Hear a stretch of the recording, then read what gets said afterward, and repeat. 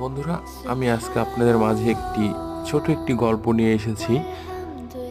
গল্পটি হচ্ছে একটি মানুষ তার নিজের কাছে নিজেই প্রশ্ন করতেছিল। আহ, ঘটনাটি হচ্ছে এমন যে একটি মানুষ ভাবতেছিলেন যে বটগাছ কত বড় কিন্তু তার ফল কত ছোট, কিন্তু লাউ গাছ কত ছোট কিন্তু ফলগুলো তার কত বড়।